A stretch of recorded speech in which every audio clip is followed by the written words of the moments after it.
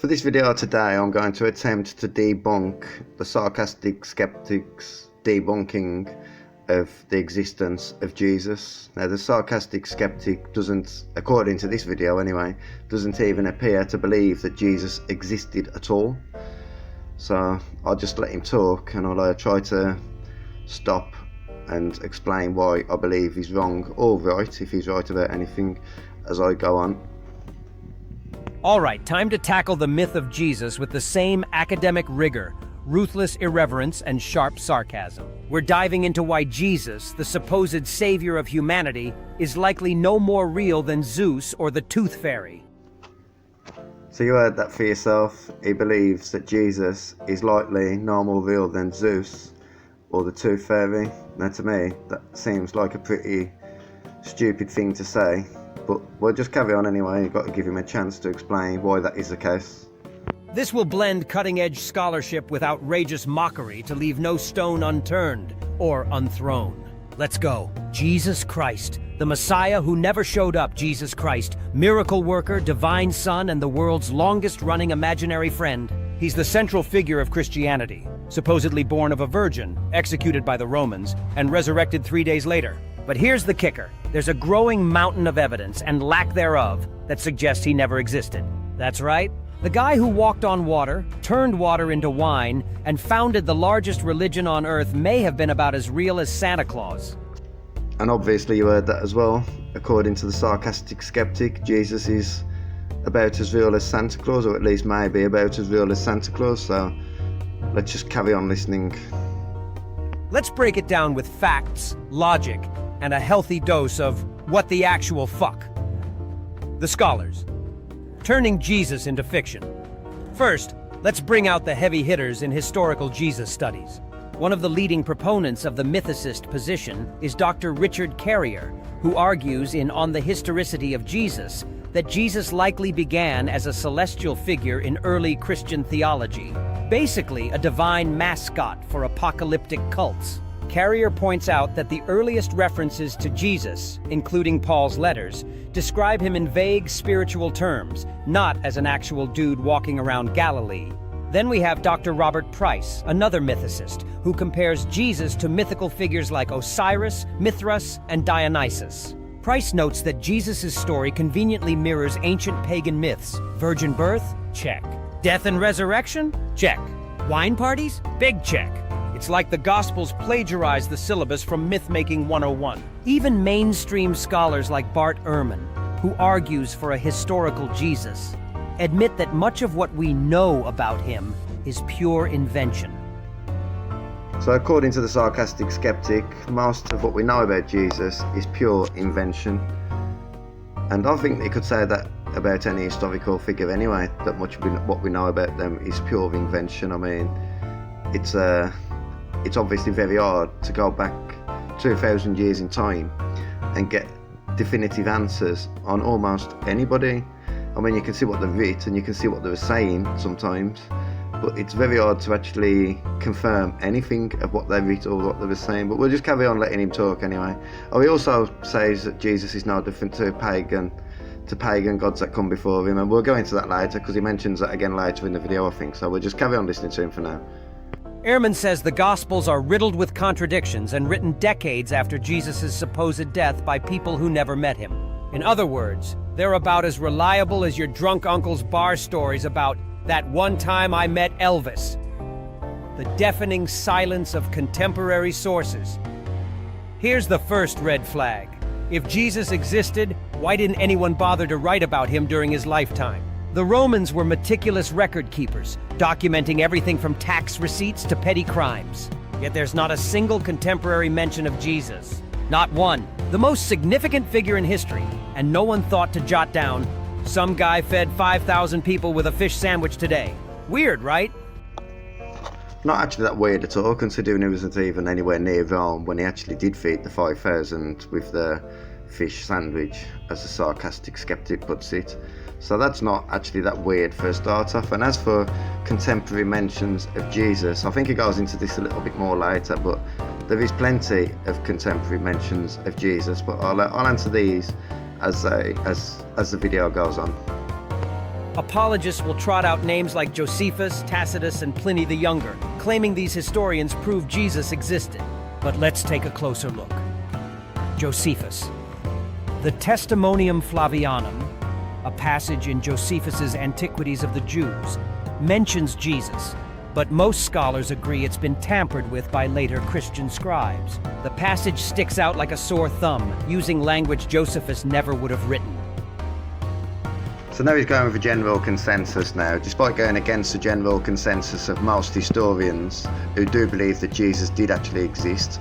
They might not believe he was the Son of God, but they actually do believe in the historical Jesus. Now he's going with a general consensus that Josephus never written that, and his excuse for the evidence that Josephus never written that is because it was written in language, using language that Josephus would have never have written.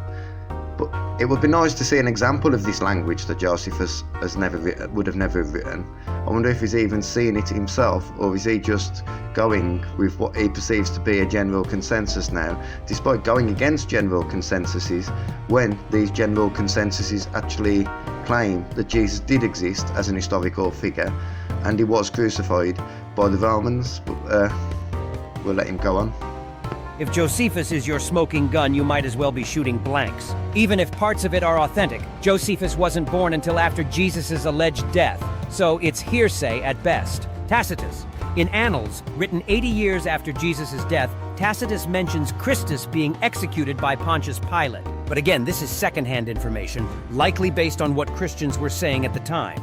It's the ancient equivalent of citing Yelp reviews as historical evidence. Pliny the Younger. Pliny mentions Christians worshiping Christ in a letter, but he's describing their beliefs, not providing proof of Jesus' existence. It's like saying the existence of Harry Potter fan clubs proves Hogwarts is real. The Gospels. Fiction dressed as fact. Let's get this straight. The Gospels are not eyewitness accounts. They're anonymous works written decades after Jesus' alleged death by people who weren't even there.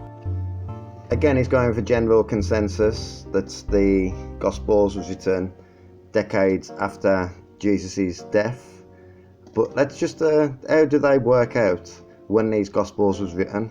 Now, I've looked into this in the past, and the way they work it out is by actually finding the oldest version that they've ever found of the Gospels. So, you know, if that's the case, then just because that's the oldest version that we have actually seen and got access to does not actually mean to say that it's actually the oldest version that was actually written, because it was most likely copied. And obviously we all know that Nero actually went on a Bible burning expedition to get rid of all the Bibles, so they would have had actually thousands, maybe even tens of thousands, maybe even hundreds of thousands of actual Bibles would have been burnt by Nero. So we could have actually have lost original writings. It would only take one discovery of an older manuscript to actually totally debunk this. Now, I'm not saying that discovery is going to happen, because like I say, there was burning Bibles at the time, the pagans was, because they didn't want the information to spread. They was trying to suppress it. But there is a chance that it's not actually the earliest writings, that we haven't actually even seen the earliest writings. There could be writings that are much earlier that we have never actually even been able to see, because they could have been burnt or destroyed, you know, by either pagan Romans or just by time itself. So, you know, there is a chance that the books are even older than what we actually think they are, based on the fact that we know that the earliest version of Paul was written sometime around 70 AD, but that's only the earliest version that we've seen. It doesn't necessarily mean to say, and it probably isn't, the earliest version ever written, and it could have been written much earlier than that and copied and, you know, spread like that. Obviously people was copying them all the time, so the earliest version of Paul is probably a copy of another manuscript, which could have been a copy from another manuscript, which can go further and further back in time as we go on. So, you know, one single discovery could completely change our perceptions of the earliest writings of anything. So we'll let him continue. As Bart Ehrman points out in Jesus Interrupted, The authors of the Gospels were not eyewitnesses, and they were not written by people who knew eyewitnesses. Boom. Boom. He's got us there. Now we haven't got a leg to stand on, have we? Except, was Bert Ehrman an eyewitness? Was he an eyewitness of the writings of the Gospel? So you're going to believe what somebody like Bert Ehrman says, what he's written, but you're not going to believe what somebody else has written before him. I mean, where's the logic? Where's the faith? And where's the proof? There doesn't seem to be any proof other than somebody saying something. Now, I thought that people who didn't believe in the Bible didn't believe it because the Bible was just written by man, and man can lie. But what's Bert Ehrman? Isn't he a man? And he wasn't there at the time, and therefore everything Bert Ehrman is saying is nothing more than second-hand information. Boom. Right out of the gate, the historical Gospels fail harder than a first-year philosophy student trying to prove God exists. The earliest Gospel, Mark, was written around 70 CE, nearly 40 years after the crucifixion. Matthew and Luke followed a decade or two later, cribbing most of Mark's material, but sprinkling in their own creative nonsense to jazz things up. John, written even later, around 90 to 100 CE, is the outlier, turning Jesus into a fully divine superhero who spouts cryptic one-liners like he's auditioning for the Matrix. As explained earlier, the reason that people believe that there was written around about this time period is mainly because that is the earliest that we have seen.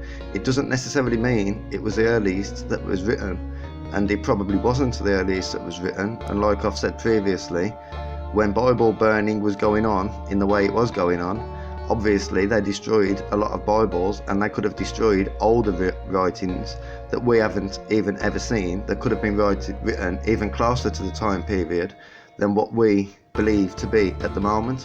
One single discovery could totally change this, and even if it doesn't, then we've got to assume that we're not looking at the original writings. We've got to assume that maybe these writings was just copied from other writings that would have been even older. Here's the kicker. They're riddled with contradictions. The kind of inconsistencies that would make even the most gullible reader raise an eyebrow. Let's break it down. The birth narratives. In Matthew, Jesus is born during the reign of King Herod, who died in 4 BCE. But in Luke, Jesus' birth coincides with the census of Quirinius, which happened in 6 CE. That's a 10-year gap. What is Jesus, a quantum baby? Did he age backward like Benjamin Button? The genealogies. Both Matthew and Luke give us genealogies for Jesus, but they're hilariously inconsistent. Matthew traces Jesus' lineage through David's son Solomon, while Luke goes through David's son Nathan. Apparently, even the Son of God can't get a coherent family tree. The resurrection circus. Mark originally ends with the women fleeing the empty tomb in terror, saying nothing to anyone. In contrast, Matthew gives us an angelic announcement, Luke adds a scenic walk to Emmaus, and John turns it into a spiritual roadshow where Jesus keeps popping in and out like a divine Houdini. It's as if the authors were competing for the Best Resurrection Story award. As Dr. Robert Price aptly puts it, the Gospels are essentially rewritten scripture, borrowing from Old Testament prophecies and repackaging them as history. So the sarcastic skeptic now believes in second-hand information, apparently, because he argues that he doesn't believe in the Gospel because it was written decades after the death of Jesus. Wasn't the writings of Dr. Robert Price written literally 2,000 years after the death of Jesus, or approximately 2,000 years? So again, he's arguing against himself sometimes because he claims not to believe second-hand information, and yet he's using second-hand information as a source. And as for the contradictions in the New Testament when it comes to his resurrection, that's again quite easy to explain. Nowhere in the Old Testament does it say that any of the disciples discovered Jesus had resurrected, but what it does say is that there was found by women, which means the disciples obviously don't claim to have witnessed it. So obviously they're probably going off what they heard about it at the time, much like Dr. Robert Price going off what he's heard about it. So everything, his sources He's basically trying to debunk second-hand information that was written decades after the event with second-hand information that was written thousands of years after the event. Do you see the contradiction in the logic? They're not historical documents, they're fan fiction with divine overtones. If the Gospels were submitted as a college essay, they wouldn't just fail. They'd get the professor to retire out of sheer despair. One of the biggest selling points of Jesus in the New Testament is how he supposedly fulfills Old Testament prophecies about the coming Messiah. You know, like hitting a checklist that screams, "This guy is the real deal." But here's the problem. The writers of the Gospels already had the Old Testament in hand when they were crafting their story. It's not like Jesus spontaneously fulfilled the prophecies. It's more like they reverse-engineered the narrative to make him fit. Let's unpack why this is a colossal joke. Reverse engineering the Messiah. Imagine you're a gospel writer, and your job is to sell Jesus as the Messiah. Conveniently, you've got the Hebrew scriptures right there, full of juicy messianic prophecies. What do? You cherry-pick the ones you like, force them into your story, and ignore any inconvenient details. Dr. Robert Price puts it bluntly. The Gospels were written with the Old Testament in mind, and the authors used those scriptures as a blueprint to construct their narrative of Jesus' life. In other words, they weren't documenting events. They were crafting fiction that looked like fulfillment. Take the infamous prophecy in Micah 5:2, which says the Messiah will be born in Bethlehem. The Gospel of Luke bends over backward to place Jesus in Bethlehem, inventing a census that never happened to get Mary and Joseph to the right zip code. Matthew does the same, but adds a dramatic subplot with King Herod. Meanwhile, the Gospels of Mark and John don't even bother mentioning Bethlehem at all. So much for consistent prophecy fulfillment. There's actually quite a lot to take in there. For a start off, he carries on using Dr. Robert Price, somebody who is definitely using second-hand information thousands of years after the events to try to debunk what he calls second-hand information that was written decades after the event, when it actually might have been written much closer to the event than what we know, because like I keep saying, there might be older versions that was destroyed at the time. It's very unlikely that we've got the oldest version out of the lot. That's the equivalent of winning the lottery. Very unlikely. There is no contradictions on where Jesus was born. Just because they don't mention where he was born doesn't mean to say that they didn't, that he wasn't born in Bethlehem. It's not like they mentioned somewhere else he was born. That would be a contradiction, obviously. But there is no contradictions of where he was actually born.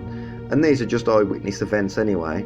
And I think any police officer would tell you that sometimes eyewitnesses are a little bit unreliable, not because I'm lying, but because they might have had certain things wrong. For example, if you turn up an event 10 minutes late, you're going to miss certain things that happened in the first 10 minutes that somebody else might have seen.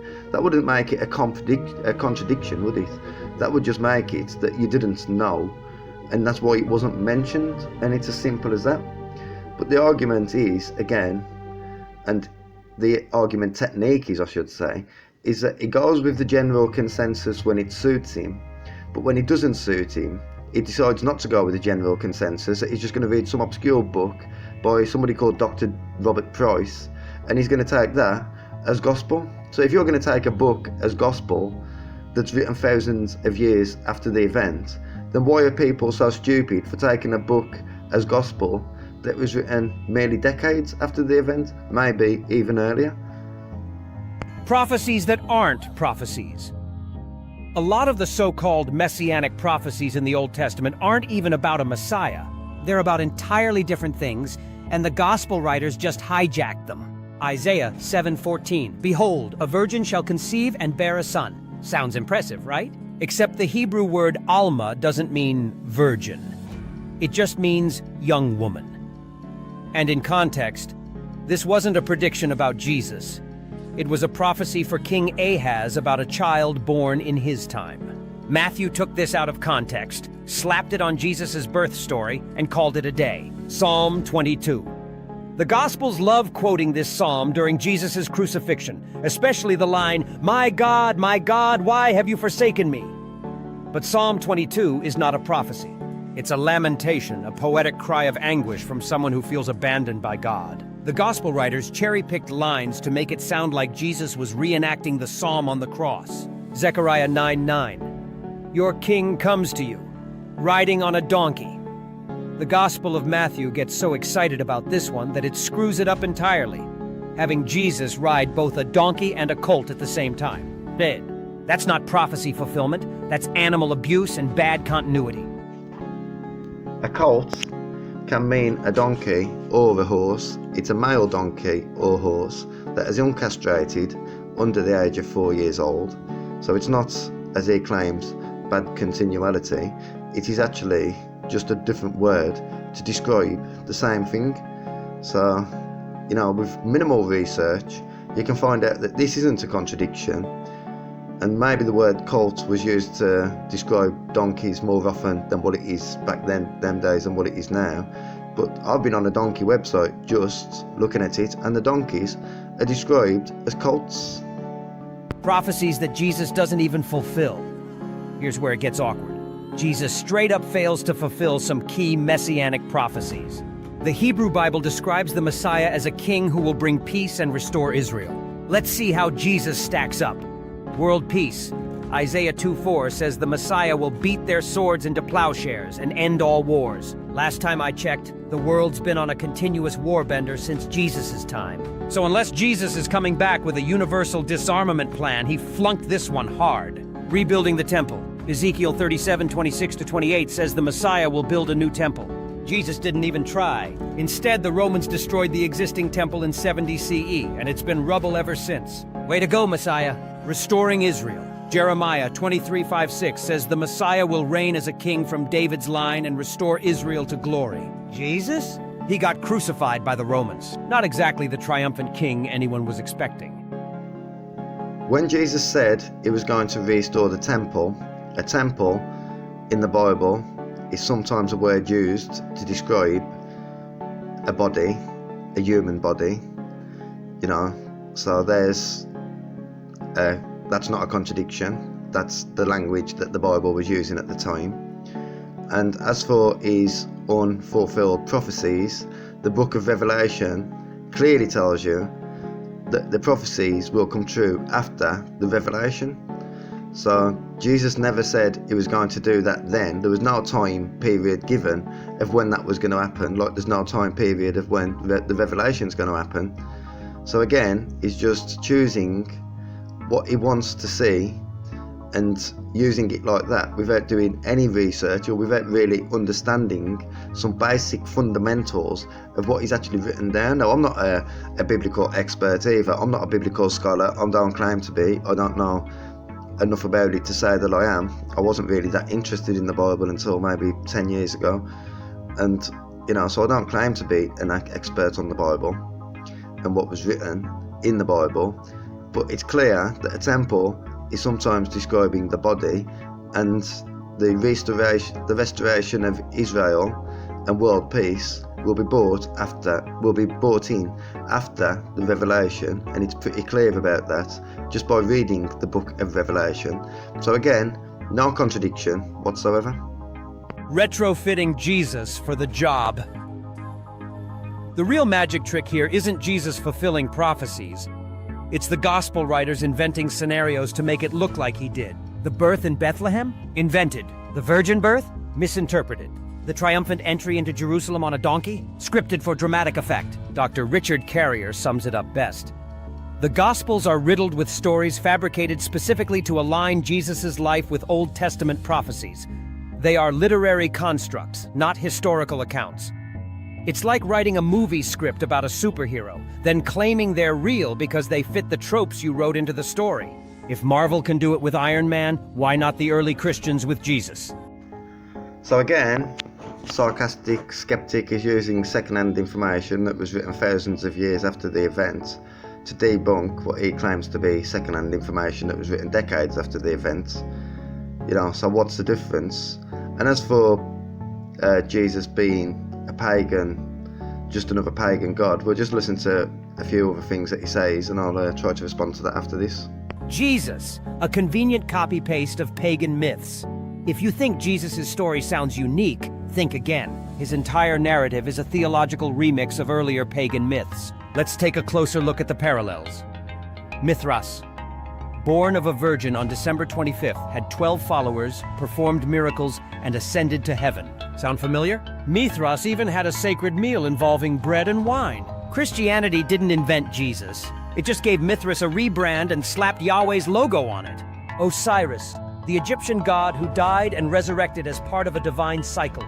Jesus' resurrection story is basically Osiris fanfiction, minus the pyramids, and with a more Western aesthetic. Christianity just swapped the Nile for the Jordan and hoped no one would notice. Dionysus, the Greek god of wine, who turned water into wine long before Jesus showed up. While Dionysus was out here throwing divine ragers, Jesus' version of this miracle feels like the diet soda of mythology. All the symbolism, none of the fun. Dr. Richard Carrier emphasizes that early Christians were influenced by Hellenistic culture and Jewish apocalypticism, resulting in a savior figure that ticked all the right boxes. As he notes in On the Historicity of Jesus, Jesus was likely invented as a celestial figure, a spiritual being whose story was retroactively placed in history. The result? A theological Frankenstein's monster cobbled together from pre-existing myths.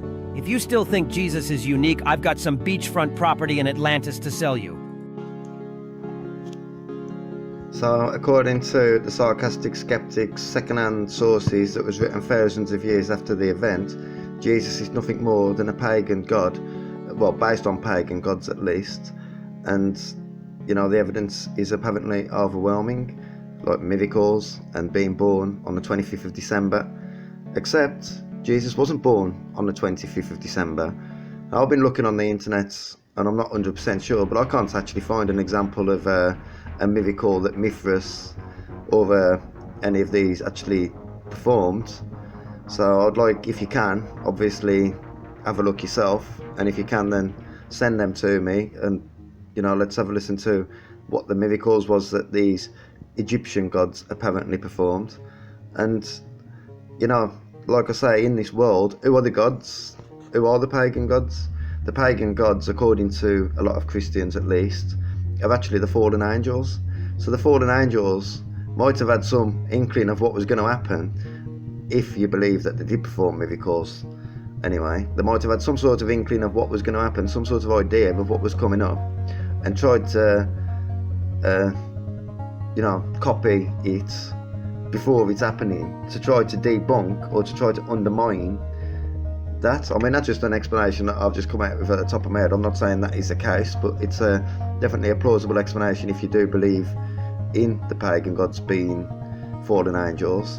So again, the argument is pretty weak, pretty pathetic, and you know, he's not really debunking anything, and he keeps using second-hand sources written thousands of years after the events, and claiming it to be gospel, when he says that these modern day Jesus deniers was just plagiarising the Old Testament, you know, and you can see that within the evidence of the writing, then that is just, you know, exactly the same as what he's claiming that the writers of the New Testament was doing, but kind of the other way around.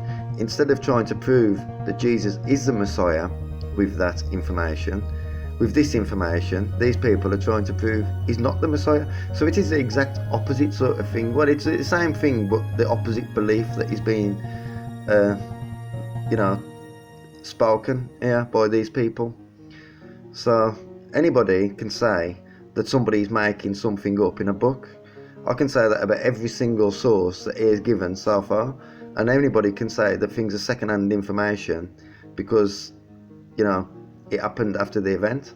But we know that all these writings that he's talking about was 2,000 years after the event, at least, or at least coming up to 2,000 years after the event. So, you know, what's the difference realistically? You either believe what these people tell you, or you don't believe what these people tell you, and instead you believe what the Bible tells you. You can't ridicule somebody for taking a book for gospel when you're actually going around taking books that was written by mere men for gospel. Apologists, the mental gymnasts of theology. Now let's turn to the apologists, those poor souls doing intellectual backflips to prove Jesus existed. Their arguments are so bad they deserve their own stand-up special. People died for their beliefs, so it must be true. This is the ultimate non-argument. People die for dumb shit all the time. Remember Jonestown? Hundreds of people drank cyanide-laced Kool-Aid because a guy with sunglasses told them to. Does that make Jim Jones a messiah? No, it makes him a charismatic lunatic. The Gospels were inspired by eyewitnesses. Except they weren't. As Bart Ehrman explains, the Gospels were written anonymously and decades after the fact. The authors never met Jesus, and they couldn't even get their timeline straight. It's like citing The Lord of the Rings as an eyewitness account of hobbits. There's too much written about Jesus for him to be fake. By this logic, Batman is real because we've got movies, comics, and action figures. Someone call Gotham and tell them their savior is on his way. The sheer volume of literature about a figure doesn't prove their existence. It just proves humans love a good story. I agree, humans love a good story. I mean, I don't particularly like Batman or any Marvel shit. But yeah, humans do love a good story. So, does that mean that Jesus is just a story? Jesus is written different to Batman because there isn't a single writing of Batman that exists, as far as I know, that is supposedly written from an eyewitness point of view. You know, Jesus, you could say that Jesus is a story, but if it is a story, it's a story that's been written from an eyewitness point of view over and over again by multiple sources. So, you know, to compare Jesus to Harry Potter and to Batman, and to compare Jesus, the existence of Jesus, to the existence of hobbits due to people reading Harry Potter books, is actually ridiculous, because not once in that book does Harry Potter say, not once in that book is Harry Potter actually presented from an eyewitness point of view that is meant to be taken seriously, whereas Jesus was clearly spoken about from an eyewitness point of view, and therefore it most likely wasn't written as a story. It was written as something that these people believed. And these people, and again, his writings, this time from Bart Ehrman, he wrote this thousands of years after the event, using second-hand information, claiming that they plagiarised the Old Testament, when he's actually got no idea what was actually happening at the time, because he wasn't actually there at the time. So I would honestly say the information that was written in the time period is much more reliable than the information that was written thousands of years after the time period, or at least nearly 2,000 years after the time period. So again, the logic to this is just absolutely non-existent. There is no logic to this. It's just an atheist trying to debunk Jesus using the Bible, you know, and then claiming that people who've written the Bible was doing exactly the same thing, but the other way around. The verdict: Jesus is fiction. So where does that leave us? Jesus isn't history, he's theology. He's a mythological figure born out of a blend of Jewish messianic expectations and pagan mystery religions. The Gospels aren't biographies, they're propaganda. And the apologists? They're the intellectual equivalent of someone trying to argue that Shrek is based on a true story. The next time someone insists Jesus is real, just remind them, the burden of proof isn't on us to disprove their fairy tale. I would say the burden of proof is on us as well, realistically. I can't really argue with that idea. If you're going to say somebody exists or somebody did exist, then obviously, you know, you've got to prove it. But I can tell you a lot of theories that have not got any proof to them. Not actual real proof. Don't forget there's a big difference between evidence and proof. Is there any proof of the actual Big Bang Theory? Obviously not. Obviously they can see what we see now, but we can't see what was there in the beginning. So, and I'm not saying I don't believe in the Big Bang Theory, because it's a good theory and it could be true. I'm not denying the fact it could be true. I'm just saying, is there actually proof? Not really, compared to what we've seen. That, you know, as what we've seen right now, stuck on this planet, we can't see any actual proof that the Big Bang Theory happened. Is there any proof, actual proof, scientific proof, that humans evolved from single-celled organisms? Again, not really. There's not proof. You people can point to evidence and say, well, this happened and that happened and all this. But when it comes to actual dead cert proof, no, there isn't. And if there is, anyway, I haven't seen it. Is there any proof on a lot of things? There's a lot of things that people believe and take for granted without proof. You know, and like I say, the whole thing was, my main complaint about this video is my whole thing was, he was using second-hand information written centuries, nearly 2,000 years after the event at least, to try to debunk what he calls second-hand information that was written within decades after the event. You know, at least again, it might have been even less than decades, you know, because like I say, we only know what we can see. We know what the oldest books are we've found and what the oldest fragments of books are that we've found. People know that, but that doesn't necessarily mean to say they were the oldest that existed ever. I mean, that would be pretty naive to come to the conclusion that it would be, because that would be the equivalent of winning the lottery, finding the oldest version that was ever written. But yeah, I'm going to carry on actually. I'm going to look at his critique of the Shroud of Turin now. Let's see if we can find his critique of the Shroud of Turin. Listen to what he says to this. All right, let's talk about the Shroud of Turin, the legendary piece of cloth that supposedly shows the face of Jesus after his crucifixion. You know, the one that some people still cling to like it's the most precious thing since sliced bread. Well, hate to break it to you, actually I don't, but the Shroud of Turin is about as real as Bigfoot's dating profile. Yeah, I said it. It's a steaming pile of medieval bullshit, and if you believe this thing is real, strap in because we're about to dismantle this nonsense piece by piece. 1. Radiocarbon dating, the big fuck you to believers. Let's start with the biggest slap in the face to anyone still holding on to this relic. Radiocarbon dating. Scientists tested this thing in multiple independent labs, and guess what? The results are crystal clear. This cloth dates back to somewhere between 1260 and 1390 CE. That's the Middle Ages, folks. Not the 1st century, not Jesus' funeral. We're talking knights, castles, and some idiot deciding it'd be a great idea to forge a holy relic. Now, the reason I decided to actually critique this video is because I've actually looked quite a lot into the Shroud of Turin recently, and a lot of it's fresh on my mind still. Now, the medieval hoax theory has been pretty much debunked now. You know, they've repaired certain fragments of the Shroud of Turin due to damage and in the medieval times, and when they took the samples, they only took the samples from the corners, which was actually the bits that had been prepared. The research is actually, by proper scientists, considered to be totally ridiculous and rubbish, the research they put into it. And there's even more evidence than that.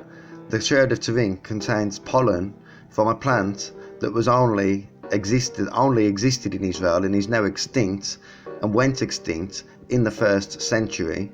So how did that get on there if it is indeed a hoax? Also, there has never been a artifact of any description that looks anything like the Shroud of Turin. In fact, somebody on the internet, and I don't know his name at the moment, I mean, you can actually research this yourself if you're interested, has actually offered £1 million for somebody to actually replicate the Shroud of Turin. In the past, people tried to debunk the Shroud of Turin as just a Da Vinci painting, despite the fact it has no paint fragments on it whatsoever. And like I said, there's never been another artifact in the whole world seen that is like the Shroud of Turin. Now, I didn't used to believe in the Shroud of Turin either. I used to think it was just some sort of water stain that looked a bit like a person. But when you actually look at the Shroud of Turin, it's highly detailed. It's got, you can see bones, you can see teeth, you can see every single part of his body, front and back, and it's blatantly obvious that there is something very strange about the Shroud of Turin. Now, one of the explanations that one scientist has described about the Shroud of Turin is that he believes it was put on there by radiation, by extreme light. But the trouble is with that theory is it would take up so much light to imprint it onto an actual cloth. He actually believes it's a negative photograph, and the reason they found out it was a negative photograph is because when the first negative photograph was taken of the Shroud of Turin, it actually turned out to be a positive instead of a negative. So when the first photograph was taken, the film actually showed a positive image, because obviously it goes opposite to what it is. So if you're taking a picture of something that's positive, the negative will be negative. If you're taking a picture of something that's negative, the negative will be positive. And you know, the Shroud of Turin is a very strange artifact, and to try to debunk it in 5 minutes when you're looking at literally hundreds of years of research that has gone into it, and it still hasn't been debunked properly. There is still people out there, literal scientists, Jewish scientists, that don't even believe in Jesus, that actually say that they cannot explain how the Shroud of Turin would have been made. Now, I'll put a challenge to anybody on YouTube or any other platform you're watching this on to show me something else that looks like the Shroud of Turin, which is a full-blown man, a full man on a cloth, imprinted on a cloth in a negative photograph. There is nothing like it. So, you know, he obviously hasn't put much research into it, and that's probably why the video is only 5 minutes. Because if you was going to listen to all sources of it and go on shroud.org, where you can actually look at all the scientific research that has been put into it over the years, you'll realise that there's been many mistakes made, especially the debunking of it in the 1980s that went on, where they only taken samples from fragments that had been repaired in medieval times, and now they've taken fragments from the middle. Obviously they don't like to ruin it, so they try to take as small as a sample as possible. They found pollen on there that comes from Israel. They found it's not got no paint on it at all. They found that it's, well, they've just never seen anything like it, and I've never seen anything like it either. And I've actually looked for things that are like the Shroud of Turin, and there is nothing on the internet that is even remotely like it. And if you can find it, then please send it, mate. But sure, keep believing it's 2,000 years old while the science screams, "Are you fucking serious?" And of course, when the results came in, Shroud believers immediately hit us with the classic excuse. Oh, but contamination, fire damage, aliens. No, Karen, it's not contamination. It's that your holy cloth is a medieval hoax and you're just in denial. 2. That divine image? It's just some medieval dude's art project. Next up, the magical image on the shroud. People lose their damn minds over the face and body imprinted on this cloth, claiming it must have been burned there by divine power during Jesus' resurrection. Yeah, because that's logical. What's more likely that God decided to leave behind a Jesus-themed tea towel as a souvenir? Or that some medieval scam artist with a paintbrush was laughing all the way to the bank? Spoiler, it's paint. That's right. Scientists found traces of pigment on the shroud, meaning some dude in the 1300s basically pulled the ultimate con by creating Jesus' face like a medieval Bob Ross. No sources used to explain why he believes it's paint. I've watched a lot about the Shroud of Turin, and to what I've seen, I mean, I'm not saying there was nothing at all on it that was paint, because maybe the paint might have got on it at some time. It is 2,000 years old, but that image itself definitely isn't made of paint. That has been totally debunked now. And if you don't believe me, then don't believe me. I don't expect you to believe me. I mean, you're an idiot if you believe me when you don't even know me, and you're an idiot if you believe the sarcastic skeptic when you don't even know him as well. Just do your own research into it by people. I mean, there's plenty of research into it by proper scientists who have still cannot debunk it. It cannot be replicated. It has not been replicated. So until it is replicated, and you know, we can assume that the Shroud of Turin, I'm not saying it's definitely real, even though I do believe it is, but I'm not saying it definitely is, because obviously I don't know. I'm not a scientist. I haven't actually ever seen it, you know, in face to face. Obviously I've seen it on images, but at the same time, neither as a sarcastic skeptic, I would love to see the Shroud of Turin, and I would love to see a good explanation for it, but he doesn't seem to have any good explanations for it, and the explanations he's given you to it have got no sources to it. Where's the sources? Can you give us some sources, please, to say that it's paint? Just a happy little messiah here. And you know what? It fucking worked. People have been eating this shit up for centuries. 3. Anatomy? More like, close enough. Let's talk about the body on the shroud. Believers say it's the perfect outline of Jesus. But fun fact, it's not even anatomically correct. The proportions are all jacked up. Arms too long, body stretched out like some sort of divine Gumby. And the blood stains? Those are straight up paint too. Real blood doesn't drip in perfect little lines like an art student's first attempt at watercolor. It soaks, it smears, it gets messy. But apparently, medieval Jesus had an art director who made sure everything looked Instagram perfect before he left the tomb. If this were really Jesus' burial cloth, you'd think it would at least look like a human body, but no, it's more like some medieval dude's bad attempt at religious fan art. Congratulations, Shroud believers. You're worshipping a Renaissance fair prop. 4. The medieval relic scams. You got fucking played. Let's be real for a second. The Middle Ages were prime time for relic scams. Churches were like, hey, want to see a piece of the true cross? Only 5 gold pieces and a prayer. And people bought this crap like it was Black Friday. The Shroud of Turin was just another cash cow in the long con of religious relics. Hell, its first recorded appearance was in the 1300s, and even then the local bishop was like, yeah, this is fake as fuck. But did that stop people from believing? Of course not. Why let facts get in the way of a good con? 5. No mention in early Christian history. Because it didn't exist. Oh, and here's the kicker.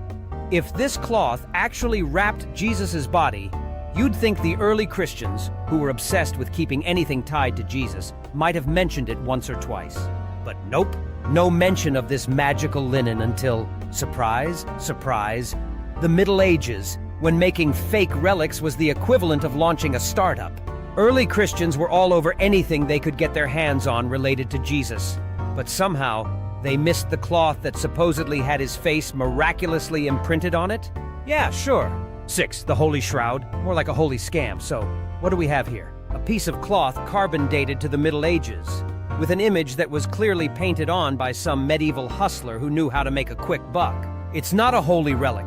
It's an old-ass prop that's been fooling people for centuries because, let's be honest, humans will believe anything if it's wrapped in enough mystery and bullshit.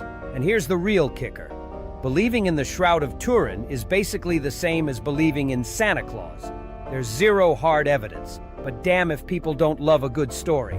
The only difference? Santa leaves you presents, and the Shroud leaves you with a warped sense of reality. Final thoughts. If you still believe. So if you're still clutching your rosary beads and holding on to the idea that the Shroud is the real deal, I've got some beachfront property on the moon to sell you. Seriously, at some point, you've got to let go of the medieval fantasy and accept the fact that you got played. It's not holy, it's not miraculous, it's a hoax, plain and simple. But hey, if you still want to believe in your Jesus bedsheet, more power to you. Just don't expect the rest of us to fall for it because the science says no.